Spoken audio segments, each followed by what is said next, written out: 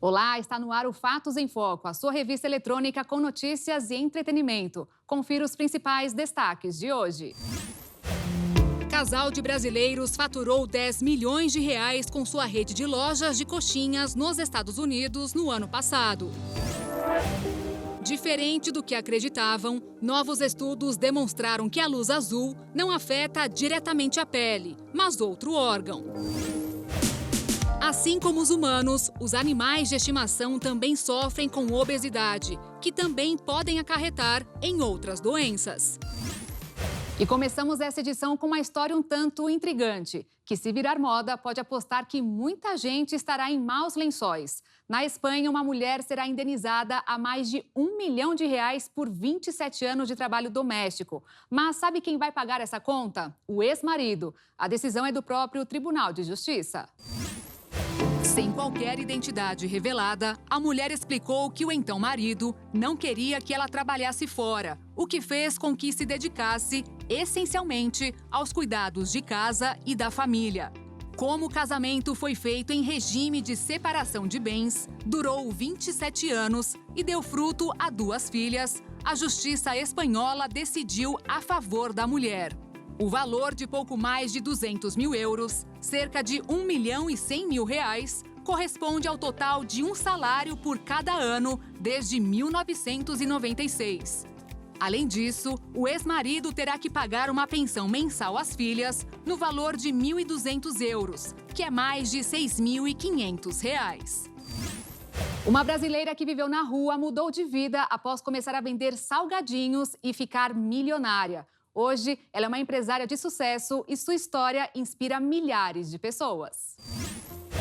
Quem vê Marleide Monteiro hoje em dia, mal imagina tudo que ela passou até chegar ao patamar que se encontra. Na sua infância, sofreu o maior trauma de sua vida, a morte da mãe, que aconteceu da pior maneira possível. Assassinada pelo próprio pai, que era um homem muito violento. Após a tragédia, ela e seus irmãos foram morar com parentes que, sem condições, acabaram mandando eles embora. A única saída para ela foi morar na rua.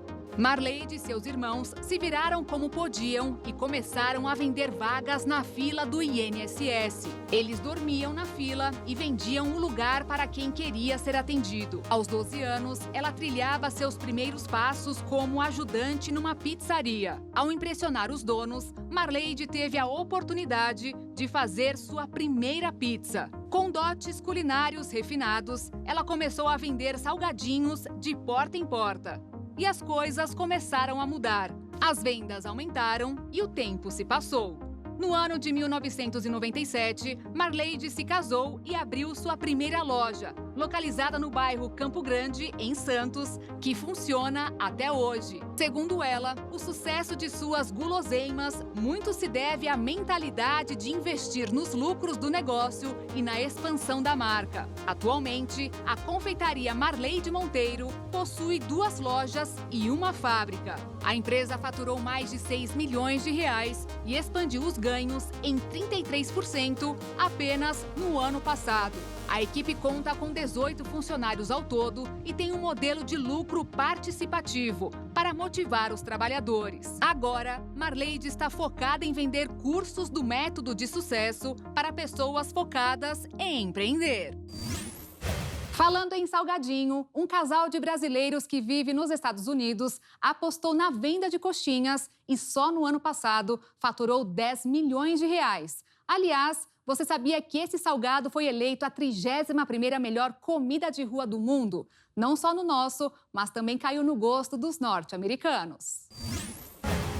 Quem vê o sucesso absoluto do casal nos dias de hoje, mal imagina por tudo que eles tiveram que passar para obter lucros milionários. A história do empreendimento começou em 2012, quando Ricardo e Vanessa decidiram estudar inglês em Nova York. A ideia era se capacitar para o mercado de trabalho e voltar para o Brasil. A mudança de planos veio depois que uma amiga do casal pediu para que eles levassem coxinhas de frango para a comemoração de um aniversário. Sem encontrar no comércio, eles decidiram fazer por conta própria. Apesar de não ter ficado com a estética boa, o sabor foi aprovado por todos. A ideia então saiu do papel, com um investimento inicial de um valor equivalente a R$1.000 para comprar um freezer e uma fritadeira. As encomendas foram aparecendo pouco a pouco, até que a iniciativa ganhou a divulgação de um dos blogs mais conhecidos de Manhattan.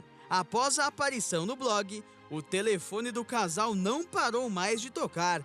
Eram diversas encomendas de todas as partes do país.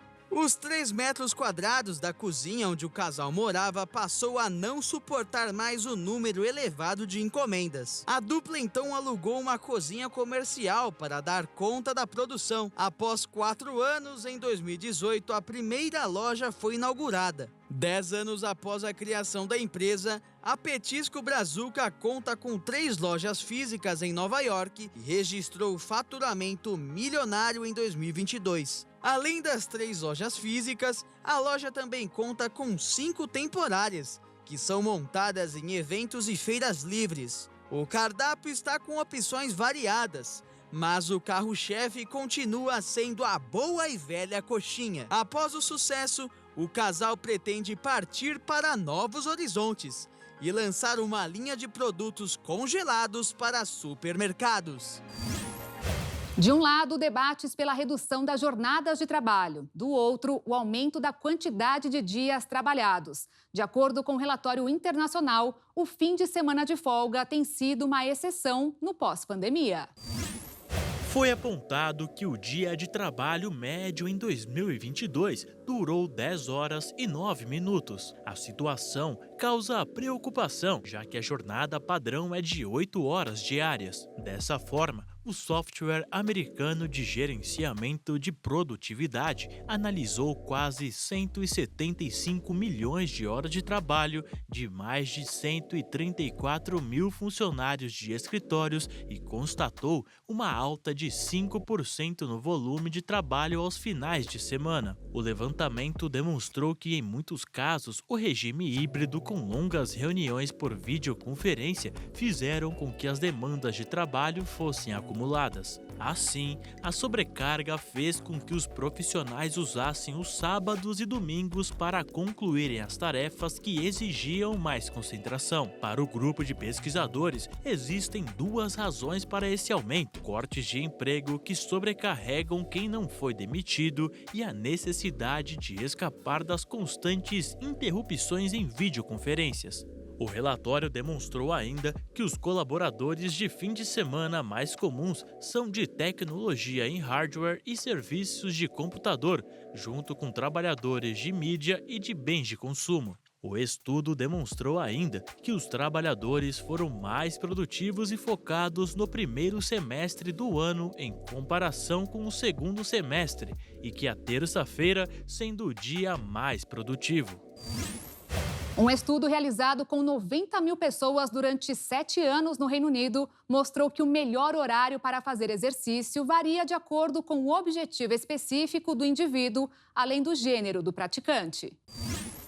Publicado na revista científica internacional Natureza Comunicações, o estudo mostrou, entre tantos objetivos, que para viver mais, por exemplo, os exercícios são recomendados para depois do almoço. Idosos, homens, pessoas menos ativas ou portadoras de doenças cardiovasculares pré-existentes são os que mais se beneficiam do exercício físico entre as 11 horas da manhã e 5 horas da tarde, mas os ganhos podem se estender a qualquer pessoa. Os especialistas consideraram atividades de intensidade moderada equivalente em esforço a uma caminhada rápida e intensa. Apesar de prevenir mortes de causas gerais e enfermidades cardiovasculares, os exercícios vespertinos não foram os mais indicados contra o câncer. Nesse caso, aqueles que preferem a madrugada têm mais vantagens. Os cientistas atribuem parte desse fenômeno à resposta metabólica do corpo à atividade física. Os horários da manhã e noite, por exemplo, são aqueles nos quais o corpo humano está mais suscetível a variações na pressão sanguínea. Além disso, o período da prática tem impacto no comportamento e aspectos ambientais dos pacientes, como o horário das refeições e a exposição à luz solar. Os smartwatches ou relógios inteligentes contribuem e muito na saúde dos usuários. A repórter Bruna de Jaimo foi entender como funciona essa tecnologia. Olha só.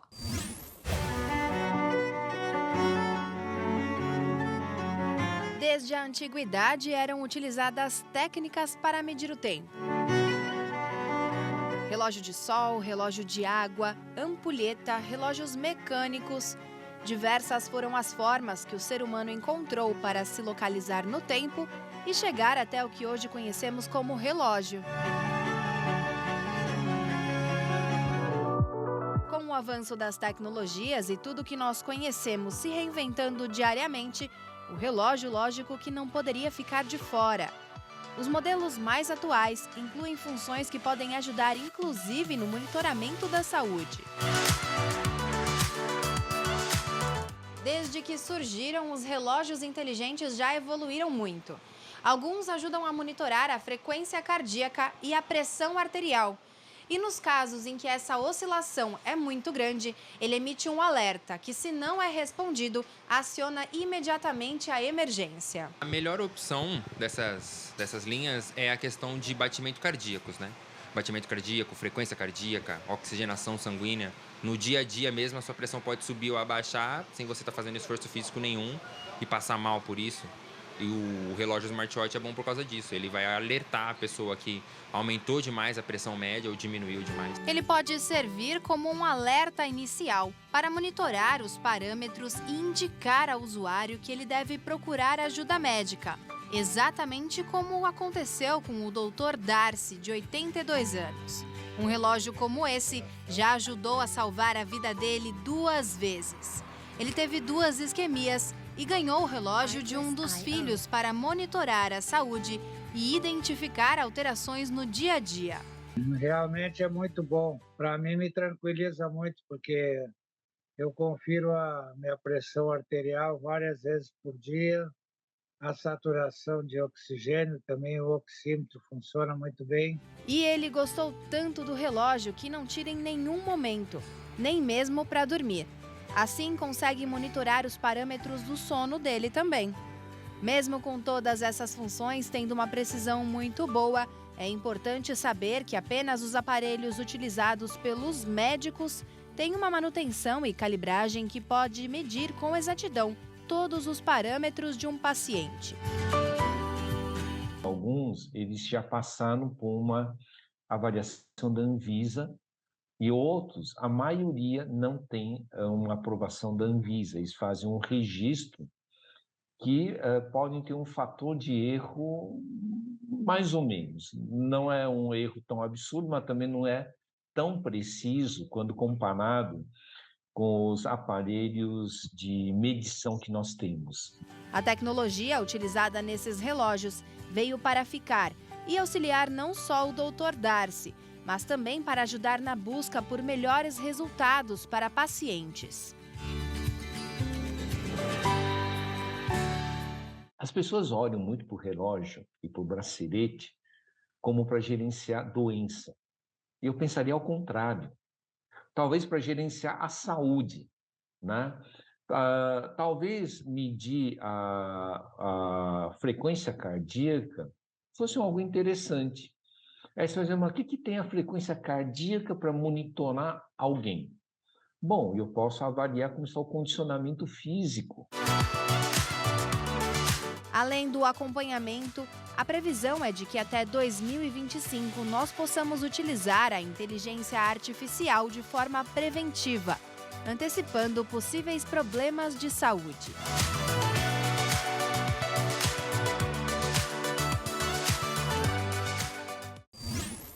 Se a obesidade é considerada uma doença grave para as pessoas, quem dirá para os animais de estimação? Assim como os humanos, eles também sofrem desse problema se comerem errado ou em excesso. Segundo a Organização Mundial da Saúde, os sinais clínicos de estar acima do peso podem até demorar para aparecer, mas podem acarretar em outras patologias, como ortopédicas, cardíacas e até respiratórias nos pets.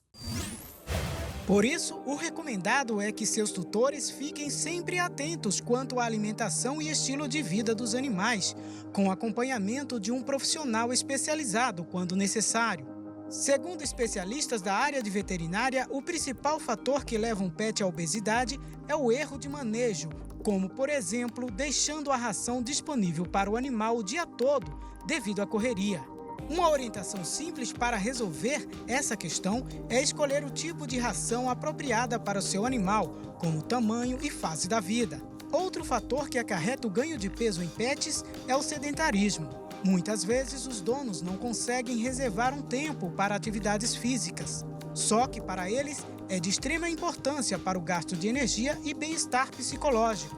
Para diagnosticar se um animal está acima do peso, o método mais utilizado pelos veterinários é o score de condição corporal, onde são avaliadas as características do pet como base da inspeção e a palpação da camada de gordura corporal. Para isso, são utilizados métricas de 1 a 9. 1 a 3, o animal está abaixo do peso, com costelas, ossos do quadril e vértebra bem aparentes. 4 a 6 é o peso ideal, com costelas pouco visíveis e que podem ser notadas na apalpação.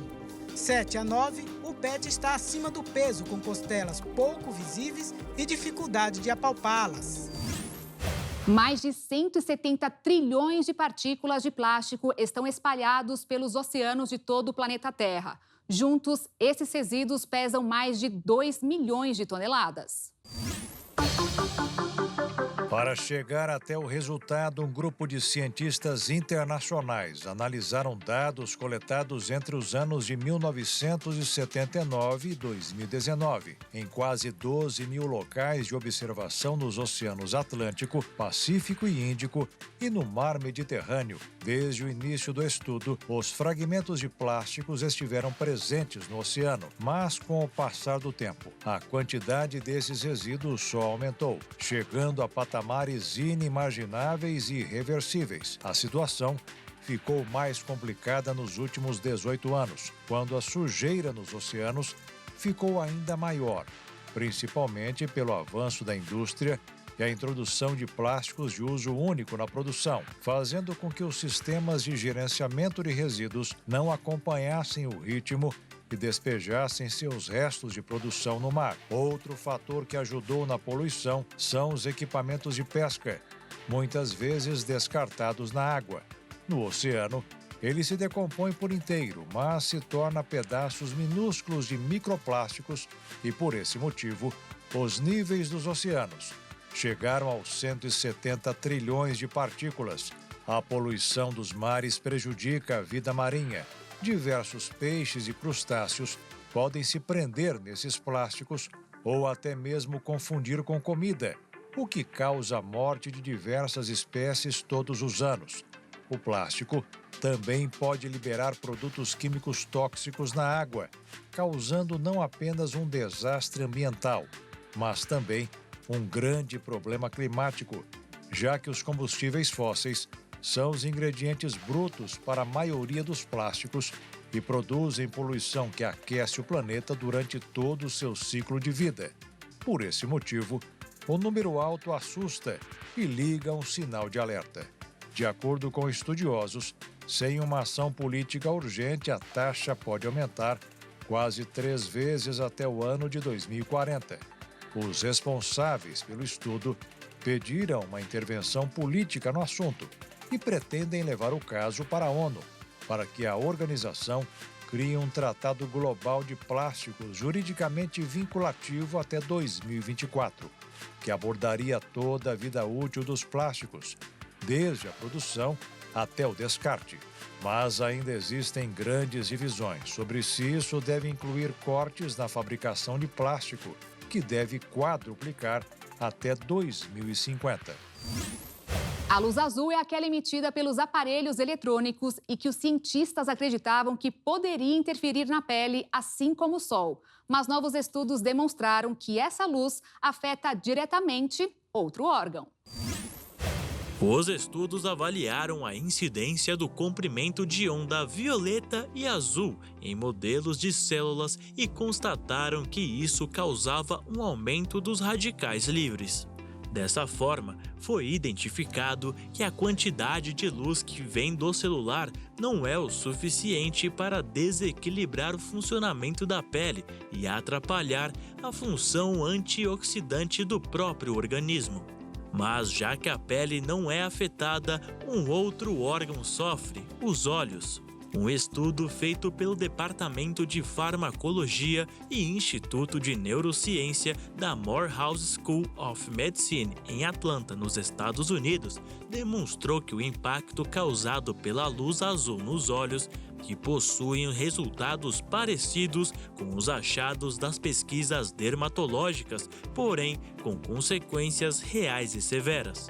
O levantamento demonstrou que a luz azul faz com que ocorra morte celular precoce na região ocular.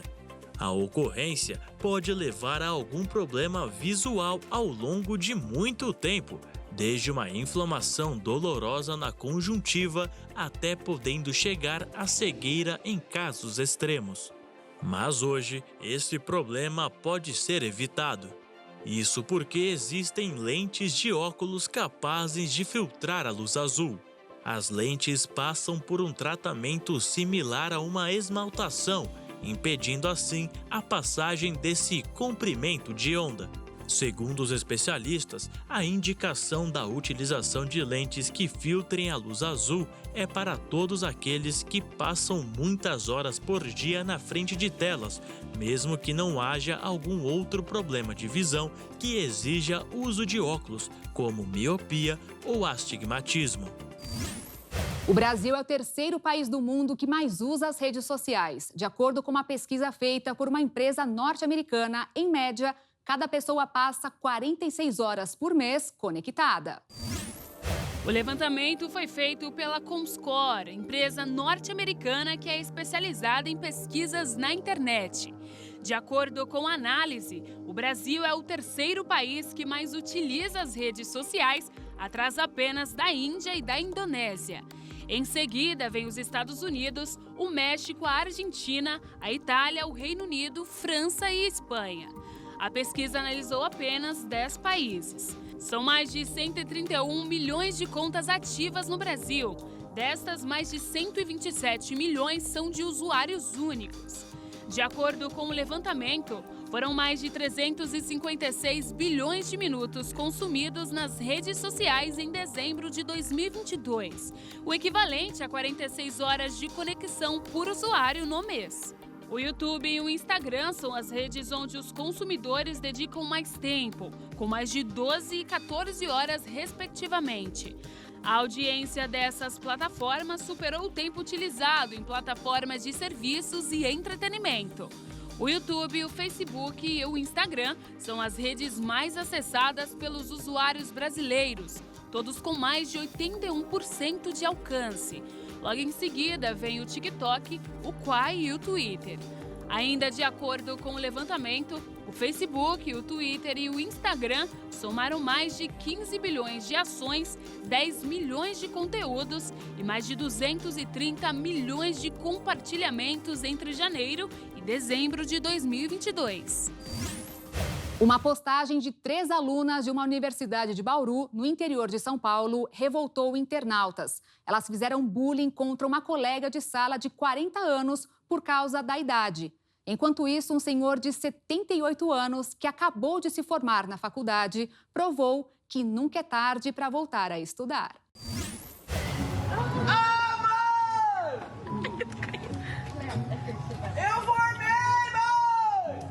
Aos 78 anos de idade, seu Roberto é o orgulho da mãe, 20 anos mais velha. Com quase um século de vida, Dona Geralda Francisca não pôde ir à formatura do filho. Mas é claro que ele não deixou de compartilhar com ela essa grande conquista. A senhora não foi lá, eu vim aqui.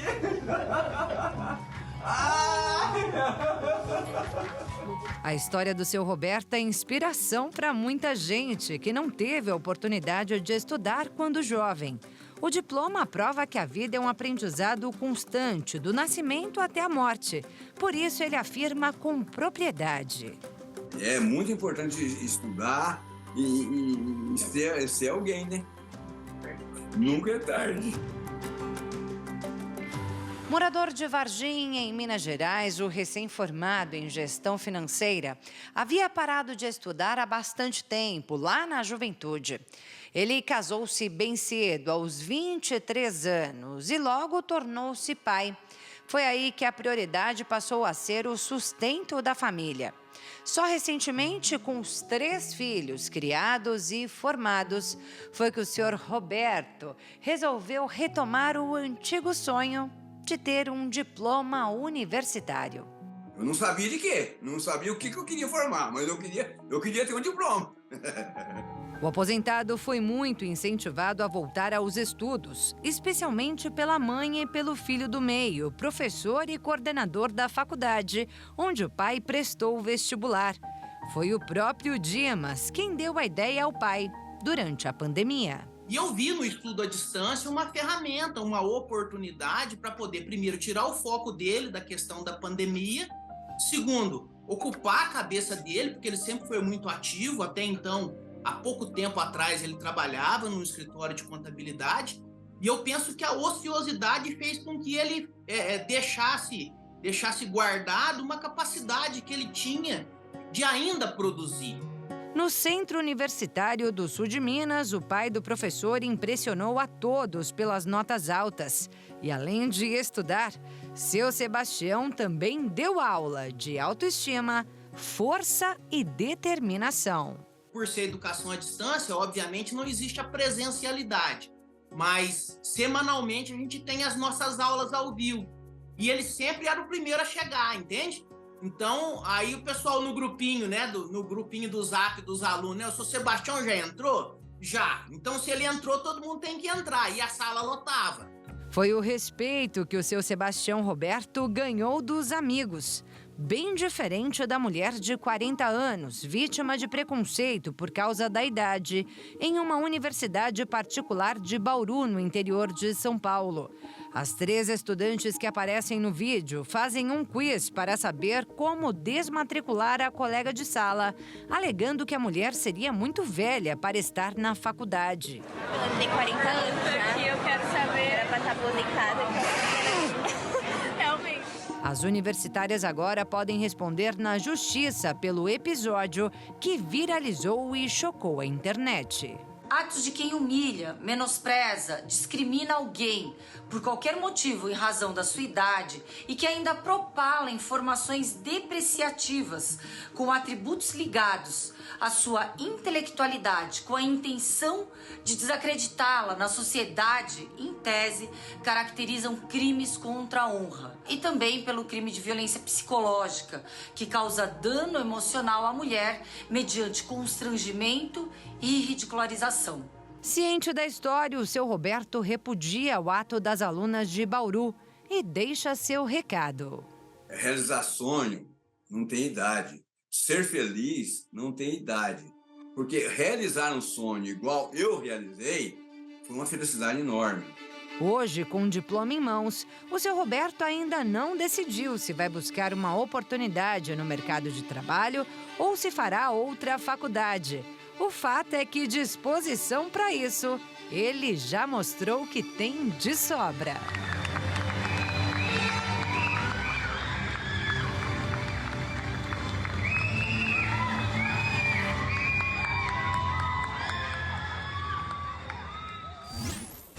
Ou seja, não importa a sua idade quando se trata de realização de sonhos. E ainda falando sobre estudos, que é muito importante, a alegria de passar no vestibular faz com que todos os anos de estudo e dedicação valham a pena. Veja agora uma outra história inspiradora. E uma história inspiradora chamou a atenção nos últimos dias. A Janicleia, de 49 anos, passou no vestibular de Medicina da Universidade do Estado da Bahia, a UNEB. Eu perdi minha avó aos 11 anos de idade para o câncer, na época. Não tínhamos recursos o suficiente para tratar dela. Naquela época eu dizia, eu vou estudar para ser médica, porque eu vou curar muita gente dessa doença que minha avó morreu. O curso de Medicina é um dos mais concorridos nas universidades. E até mesmo aqueles estudantes que têm tempo e estrutura têm dificuldade em conseguir uma vaga. E para a Jane, essa dificuldade era ainda maior. Ao mesmo tempo em que ela precisava estudar, ela tinha que cuidar dos filhos, da casa e trabalhar para ajudar a manter as contas. Mas ela nunca deixou aquele sonho da Jane de 11 anos morrer. A vida tinha outro caminho para Jane, que casou cedo, teve seus 2 filhos e batalhou para manter a casa. Ela terminou a escola em 1994 e só em 2010, quando descobriu que teria um curso de medicina próximo a ela, reavivou aquele sonho. Influenciada pela família, ela passou a adaptar a rotina para estudar. Durante muito tempo eu fiz marmita, era assim, terminava as marmitas até 1h da tarde, na época que eu fiquei estudando durante o dia, e corria para o cursinho. Era só terminar de entregar as marmitas, às vezes não dava nem tempo de comer. Tomava um banho, jogava a roupa, mandava para o cursinho. Chegava do cursinho, ficava no cursinho até 6 e pouca da noite, voltava para casa, terminava de ajeitar as coisas que eu tinha deixado bagunçada, para poder preparar tudo para o outro dia e ter uma continuidade de estudo em casa. Ficava estudando por volta das 8h da noite até meia-noite, 1h da manhã, todos os dias. Uma rotina difícil, mas que mesmo com 49 anos e todas as dificuldades, ela não deixou de lado. Foram 12 anos estudando sem ter aprovação, quando um dia começou a receber diversas mensagens a parabenizando. E a Jane é só um exemplo de perseverança e uma grande motivação para quem está passando por essa fase de preparação para o vestibular. Seja jovem que esteja saindo hoje do ensino médio aos 17 anos, 18 no máximo, seja uma pessoa que já está com a idade que eu estou ou muito mais que eu.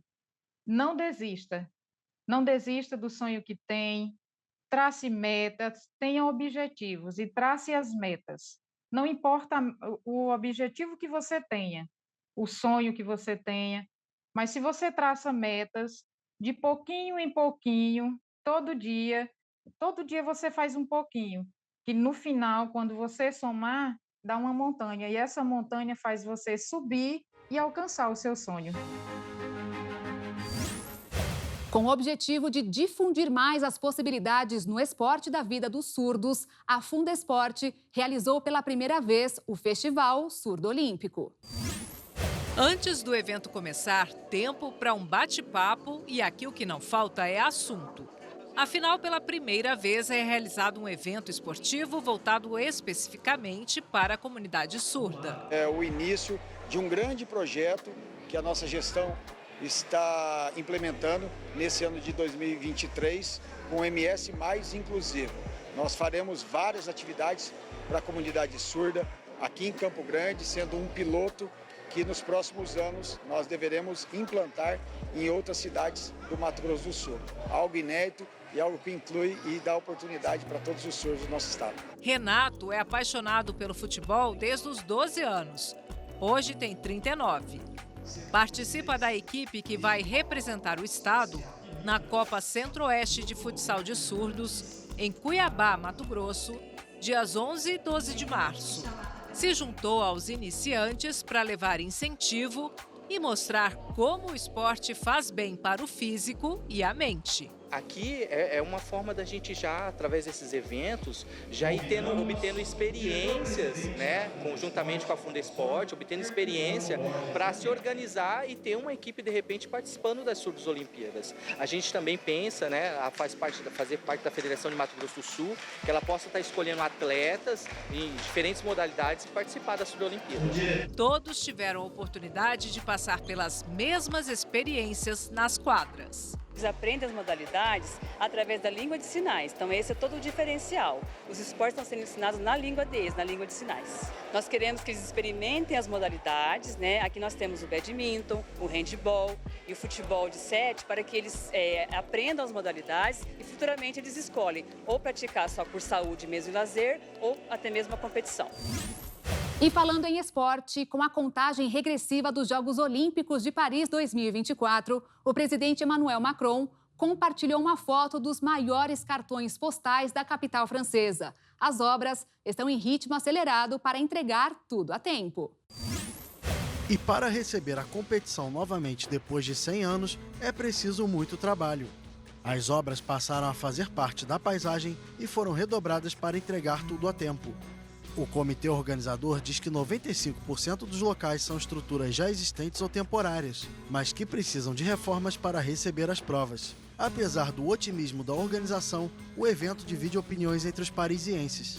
Alguns se empolgam por receber a competição, enquanto outros criticam o custo, que está estimado em quase 9 bilhões de euros. Além dos ingressos e do orçamento, outros pontos polêmicos são o funcionamento do transporte público e a cerimônia de abertura, que será realizada no Rio Sena e que o comitê organizador estima que tenha cerca de 600 mil espectadores.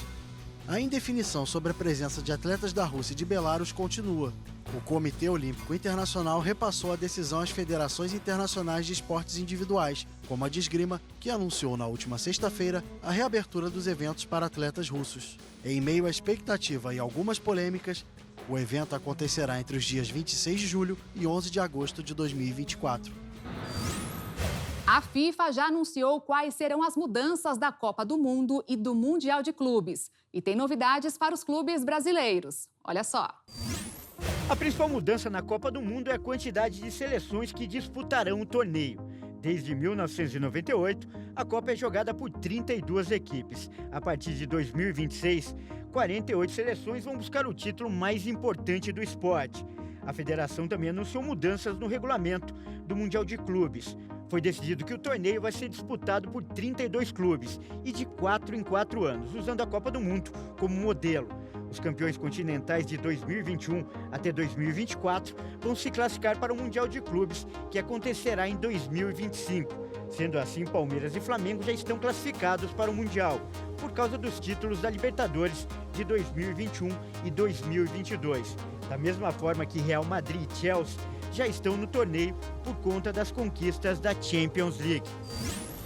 E o Fatos em Foco fica por aqui. Se quiser rever as reportagens desta edição, é só acompanhar as nossas redes sociais. Obrigada pela sua companhia e eu desejo um excelente fim de semana para você. Tchau.